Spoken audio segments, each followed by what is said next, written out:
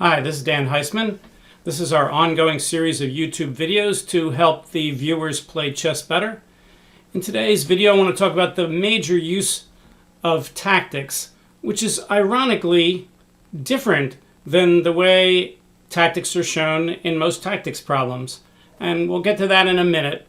But before we start, I wanted to talk a little bit about what is a tactic. When I teach students and I ask them about various names in chess, various words like threat and capture and tactic and things like that, they often use these words incorrectly. They just kind of assume what they mean, and intuitively they kind of know what they mean, but when you ask them to really define it, they get it wrong. So I thought we'd start by talking about that a little bit, because there's no sense in talking about the use of tactics if you don't understand exactly what a tactic is. So let's take as an example maybe the center counter game. e4, d5, e takes d5, queen takes d5. Okay, now let's define tactic. A tactic is a forcing sequence of moves that win material or checkmate. A defensive tactic, therefore, would be moves that would prevent your opponent from making an offensive tactic. In other words, moves that prevent your opponent from winning material or checkmating by force. Okay, so let's say in this position, white plays knight to c3. All right, this is not a tactic. White is threatening the queen. What's a threat? A threat is a move that can do something good on the next move. So some threats can be met and some threats cannot be met. There's such a thing as unmeetable threats, but this is certainly not an unmeetable threat. This is a meetable threat, so therefore it's not a tactic, and black can simply, move his queen over to a5. On the other hand, suppose black plays queen to c6.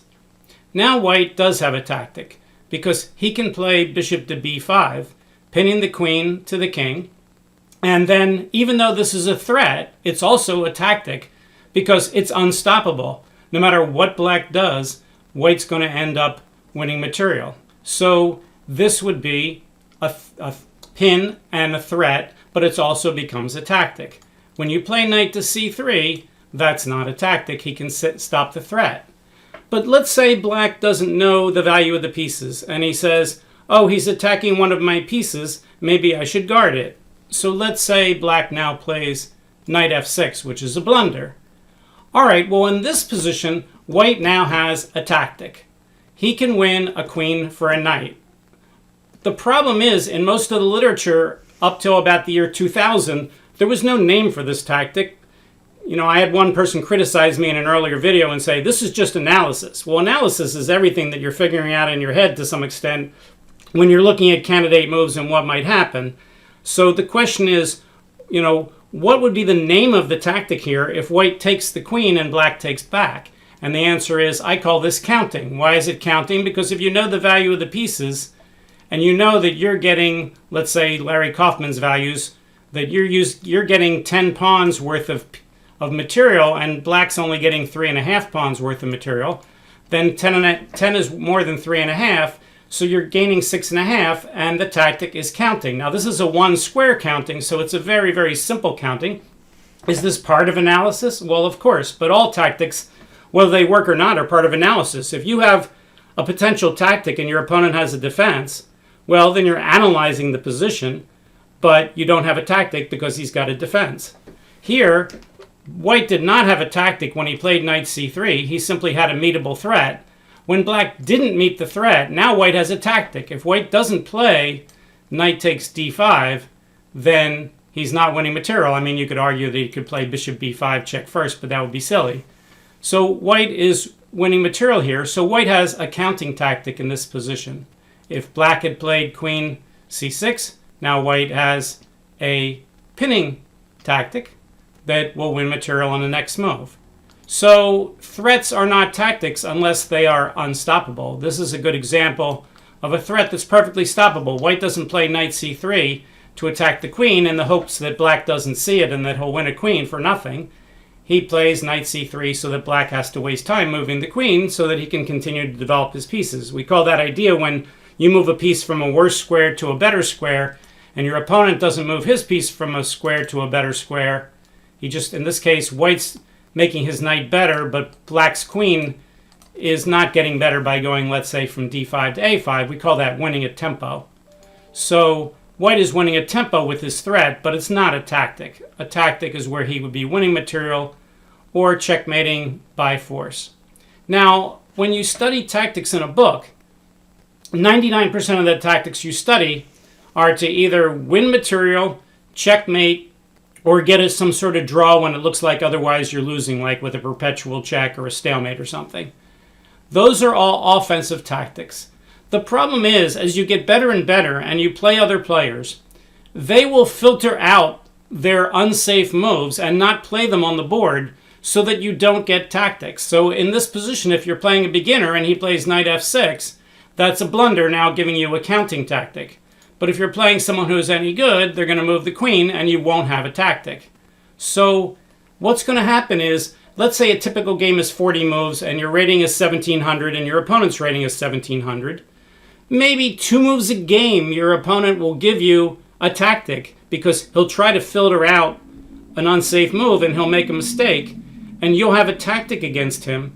So 2 moves out of 40, you get a chance to do the kind of tactics that they show in books where it's you to play and win. On the other hand, if you're not careful and you don't filter out your moves, there's probably a total of maybe 35 out of the 40 moves of the game where you could play a move that would allow your opponent a tactic. For instance, let's take white's first move of the game. There's no first move of the game for white that would allow a tactic. But suppose white plays e4 and black plays b5. Well, that allows a counting tactic. I can play bishop takes b5. By the way, counting includes all sequence of exchanges that win material. In fact, counting includes all sequence of exchanges that don't win material. It's just that counting, just like a pin that doesn't win material is still a pin, but it's not a tactic. Counting is any time you have trades to see whether or not you're coming out ahead or behind. If you're coming out ahead by force, then it becomes a tactic. Here, bishop takes b5 is a tactic. Now, some people say that's not a tactic, that's en prise. Well, en prise is the state of the pawn on b5. En prise means you have a piece that's unguarded, that's attacked by other pieces. But the question is, if those other pieces attack it, if those other pieces capture it, see, I'm using the word wrong. If the other pieces capture it and win material, well, we should give that a name because they're winning material by force. So here white can win material by force. The state of the pawn is en prise. The name of the tactic is one square counting. Now, one square counting is very, very easy, especially when it's en prise. But you could have multi-square counting where you have captures on many, many squares. And sometimes counting tactics get so complicated that you would need a computer to figure it out. There's many counting tactics where I can't possibly figure it out. I just turn on the computer and the computer goes, yeah, that's not safe, or yeah, that is safe. And I say, okay, I believe you.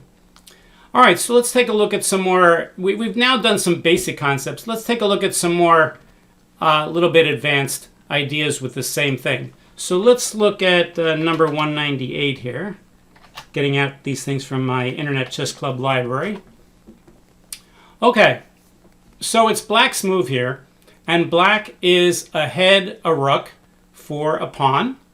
And the question is, does black have a tactic? Well, the only possible tactic black would have would be maybe a counting tactic on b5.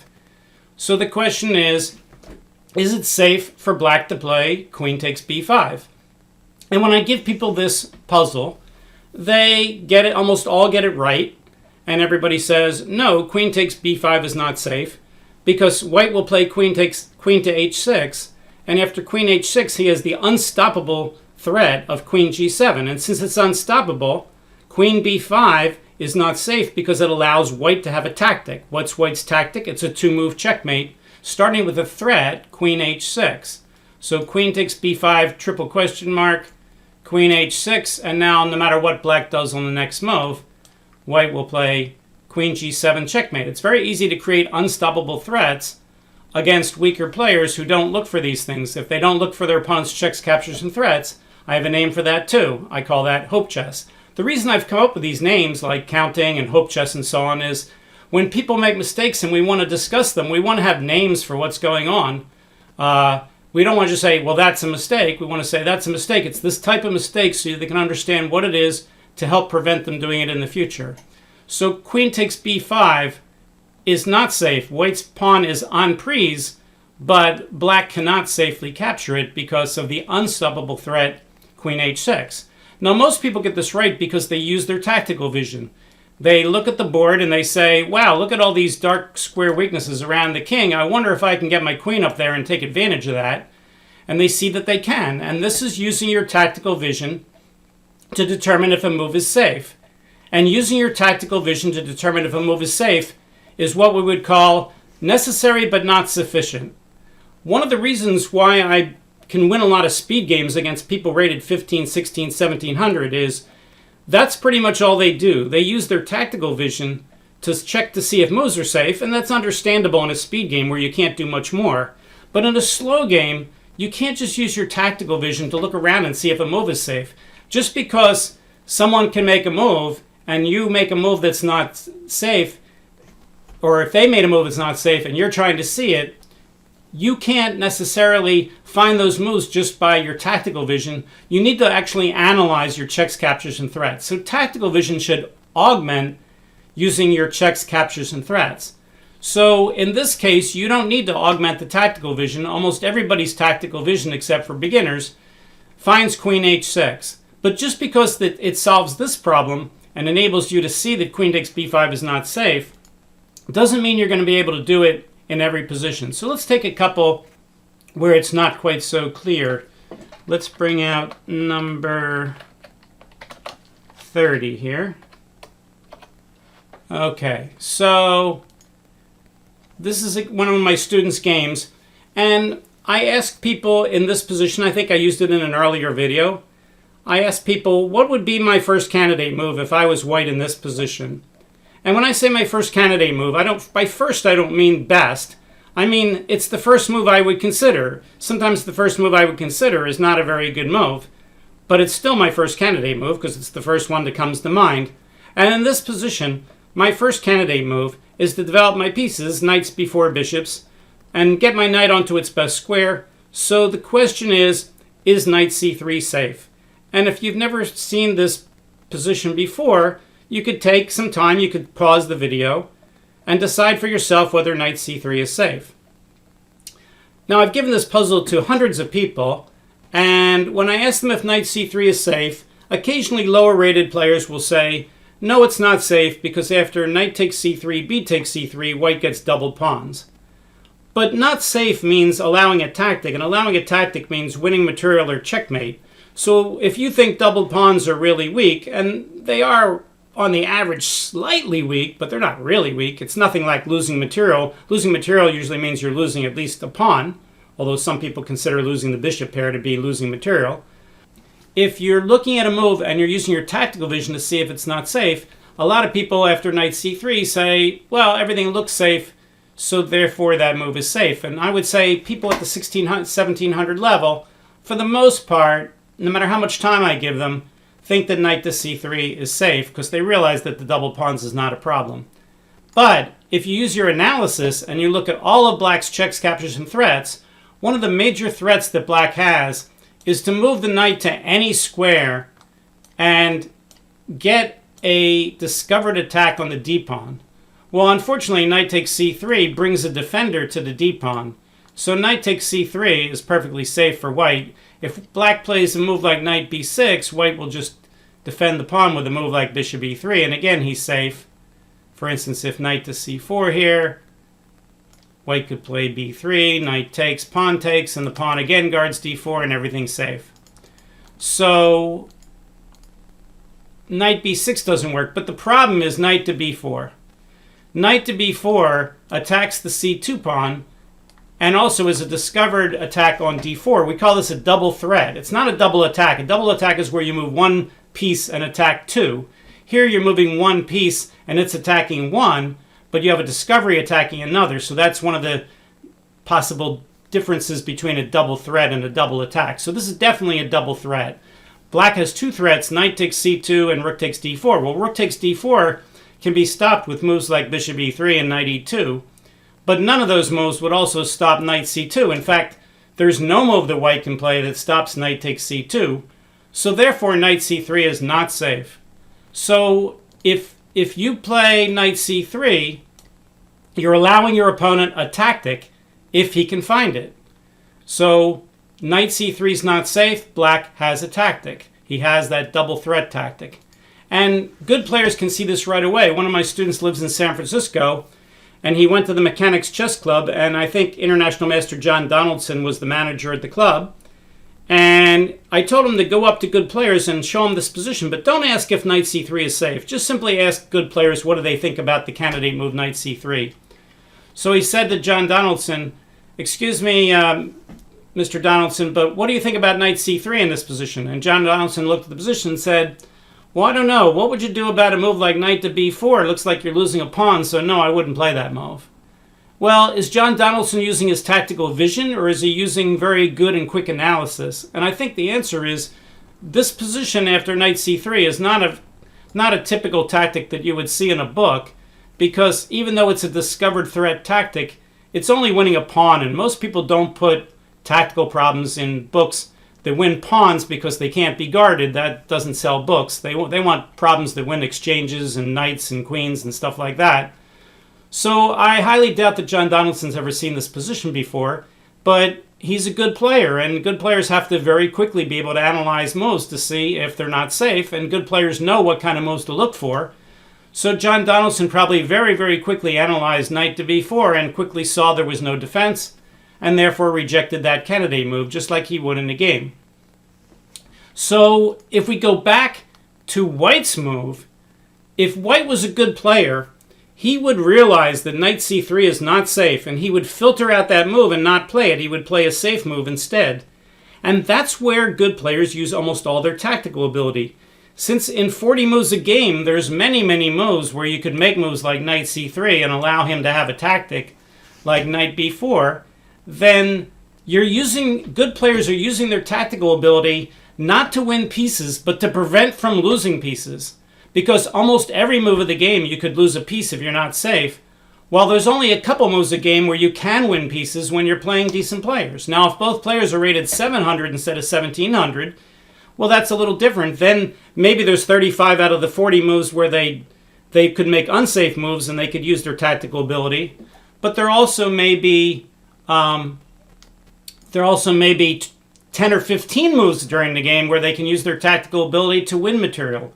But for most people, most of their uses of their tactical ability is to prevent their own moves from being played because they're unsafe and would give the opponent a tactic. Once you realize, oh, I can't play knight c3 because my tactical ability, which is the ability to look at his checks, captures, and threats, finds this double threat, knight b4. Okay, knight c3 is not safe. I'll play another move, and then the other move that I play will not give him that tactic. Let's say white plays just c3. Okay, well now black has no tactic, and white's pieces are safe, so that's a safe move, and no tactic has been played by either player. While on the other hand, if white plays knight c3, he's messing up his tactical ability to recognize that your opponent might have a tactic, and now his opponent's tactical ability, if doing well, would find knight to b4. And again, this wouldn't necessarily be tactical vision. It would be straight analysis looking for a tactic. You're looking at the checks, captures, and threats to see if any of them might forcibly win material or checkmate. Okay, let's look at another example. Examine %60. Okay, so this is a game I played a few years ago against a lower-rated player, and I decided to play a Slav defense, even though I had never played a Slav defense, just because I was playing a lower player, and it wasn't a rated game, and I was just trying to have some fun. And I ended up messing the opening up really terribly. And I got a really bad position here. And white plays bishop g3, and now I'm having trouble finishing my development.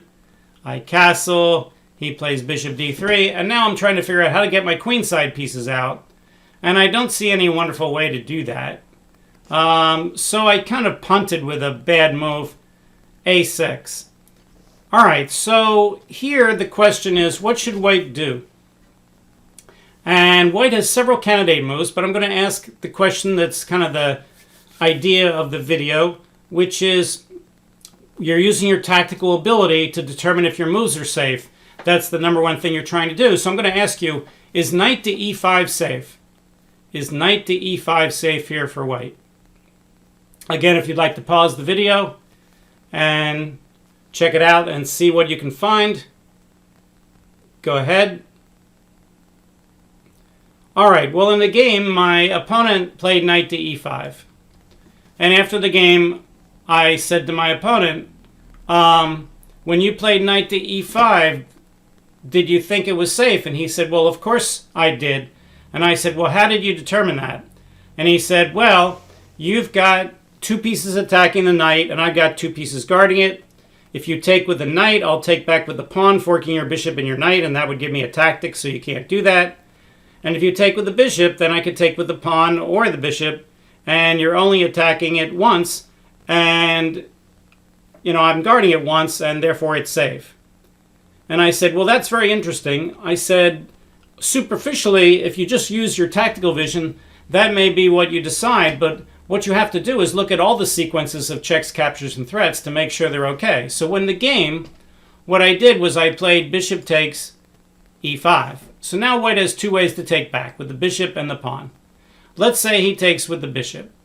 All right, then what I can do is simply play knight takes e5, d takes e5, knight to g4, attacking this pawn that is not currently guarded. The only way white could possibly guard that pawn, he could throw in a check first, which is meaningless. But if he guards the pawn with f4, I have two different ways to win the e3 pawn. Queen takes e3 check and knight takes e3. And they're probably both good for me. So bishop takes is not safe. But suppose he takes with the pawn. Now I have two ways to win it. In the game, I only looked at knight to g4. And I said, again, I'm attacking e5 twice. And he can't play f4 because, again, I can take on e3. But what else can he do? And when I showed the position of the computer said, yes, but you can also play knight to h5, which is a tactic. It's removing the guard. And again, if he tries to add a different guard, I can take the e3 pawn. And if not, if he just castles, then I remove the guard, and no matter which way he takes, I take on e5 and I win a pawn. So this is a good example. My opponent's rating was in the 1500s, and his tactical vision told him that this move was safe, but he didn't actually analyze it. After he played knight e5, my tactical vision didn't tell me much at all. It just told me, well, I got to analyze this. And then when I analyzed it and started going through all the lines, I realized, oh, my analysis shows that that move is not safe. I can win a pawn. And I did, and after I won that pawn, I won the game rather easily. But this is one of the big differences between using your tactical vision and actually augmenting your tactical vision with the full safety check to check for tactics, which is to use your analysis. So I did analysis. I looked at all my checks, captures, and threats. In this case, capture, capture, threat. Can he meet the threat? No, he can't. If he can't meet the threat, then it becomes a tactic. Capture, capture, capture, capture, threat. Can he meet the threat? No. So this is a tactic. So since it works in every line, I mean, if I play bishop takes e5 and he doesn't capture back, let's say he castles. And he says, I don't want to give you that other tactic. Well, now he gave me the tactic of counting. I got a knight on e5 and he didn't recapture. So it's my turn, so I'm going to save my bishop. Let's say trade it off since I'm winning. And I win a piece. So obviously he's not going to do that. But bishop takes e5. Knight e5 was not a safe move. And I was able to take advantage of it by coming up with a tactic. So in summary for the video, A, tactics are forcing sequences of forcing sequences of moves that win material or checkmate. A defensive tactic is when the other person has possibilities to win material or checkmate, and you're able to maneuver your pieces in such a way to prevent that kind of thing. That would be a defensive tactic. For instance, if I say don't move any piece twice in the opening unless there's a tactic, and someone threatens your piece with a pawn, AWL, attack it with something worth less, if you don't move it, he's going to get a tactic. He's going to get your piece for the pawn. So therefore, you have to move it. Moving it out of the way when he attacks you is a defensive tactic. It prevents his counting tactic. So it doesn't violate the principle, don't move any piece twice unless there's a tactic, because saving your piece is preventing the tactic. It's a defensive tactic. The second important part of the video, which is the name of the video, is what's the main use for tactics? The main use for tactics is to make sure your moves are safe, because there's many more cases during the game where you can make an unsafe move than there are cases where you can take advantage of your opponent's unsafe moves. Why is that true? Because your opponents are not trying to play unsafe moves. If they're decent players, they're going to filter out the unsafe moves and try to only play moves they think are safe. And therefore, your opportunity to win their pieces is going to be much lower than your own opportunity to lose your pieces if you're not careful. So most people are using their tactical ability a much greater percent during the game to avoid losing material than they are to actually win material. Okay, so I think this was an important video. I hope you learned a lot. Sorry about that one little glitch there where we clicked on the wrong thing. Hopefully that wasn't a problem. If you enjoy the video, please hit the like button, and you can also subscribe to my channel, Dan Heisman Chess. Okay, see you next time. Bye.